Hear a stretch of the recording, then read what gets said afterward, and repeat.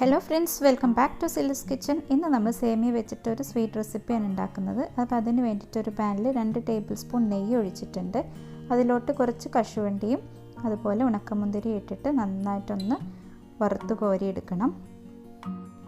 എല്ലാവർക്കും വീട്ടിൽ ഈസി ആയിട്ട് ചെയ്തെടുക്കാൻ പറ്റുന്ന റെസിപ്പിയാണ് കേട്ടോ. സേമിയ കേസരി എന്നാണ് അതിൻ്റെ പേര് പറയുന്നത്. നന്നായിട്ടൊന്ന് വഴറ്റിയിട്ടുണ്ട്. ഇനി ഇത് നമുക്കൊന്ന് കോരി മാറ്റാം.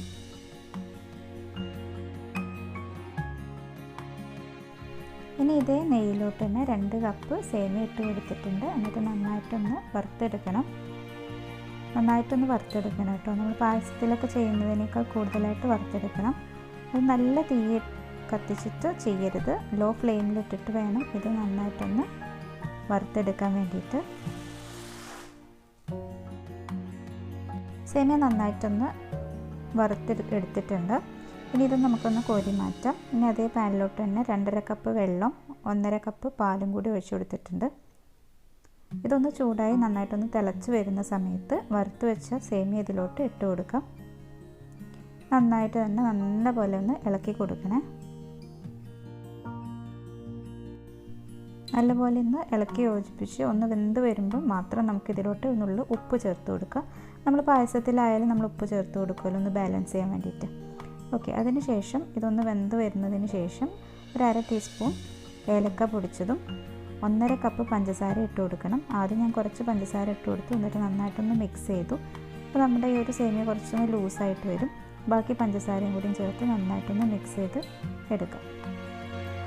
അപ്പോൾ നമ്മൾ ഉണ്ടാക്കുന്നത് സേമിയ കേസരി ആയതുകൊണ്ട് തന്നെ ഒരു ചെറിയൊരു കളർ കൊടുക്കണമെന്നുണ്ടെങ്കിൽ പിങ്ക് കളറോ യെല്ലോ കളറോ നമുക്കിഷ്ടമുള്ള കളർ ഒന്ന് ഇതിലേക്ക് ആഡ് ചെയ്യാം. ഞാൻ പിങ്ക് കളറാണ് ആഡ് ചെയ്തിട്ടുള്ളത്. യെല്ലോ കളർ വേണമെങ്കിൽ യെല്ലോ കളർ ആഡ് ചെയ്യാം. അത് നമുക്ക് ഇഷ്ടത്തില്ല. ഇനി കളർ വേണ്ടെന്നുണ്ടെങ്കിൽ കളർ ചേർക്കാൻ വേണ്ട കേട്ടോ. നന്നായിട്ടൊന്ന് കളർ മിക്സ് ചെയ്തെടുത്തിട്ടുണ്ട്. നമ്മൾ വീട്ടിലൊക്കെ ഉണ്ടാക്കുമ്പോൾ കളർ ചേർക്കാതിരിക്കുന്നതാണ് ഏറ്റവും നല്ലത്. ഒരു ഭംഗിക്ക് വേണ്ടിയിട്ടാണ് കളർ ആഡ് ചെയ്തിട്ടുള്ളത്.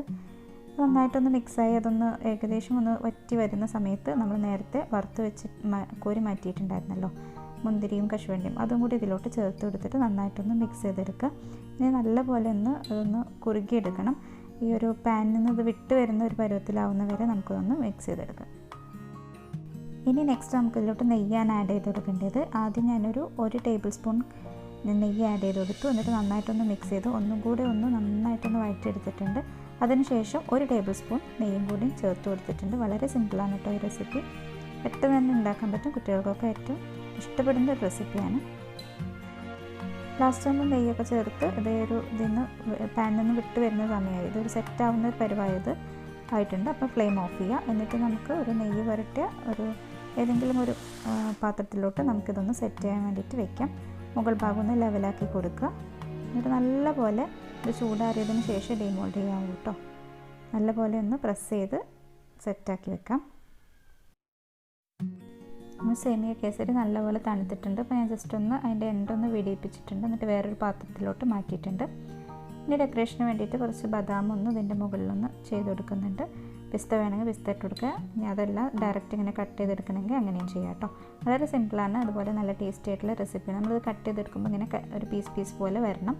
അപ്പോൾ ഒരു കറക്റ്റ് ആ ഒരു വെള്ളത്തിൻ്റെ അളവും അതൊക്കെ ഒന്ന് കറക്റ്റ് ആയാലും നമുക്ക് അങ്ങനെ കിട്ടും. അപ്പോൾ എല്ലാവരും ഒന്ന് ട്രൈ ചെയ്ത് നോക്കുക. Thanks for watching. Have A nice day.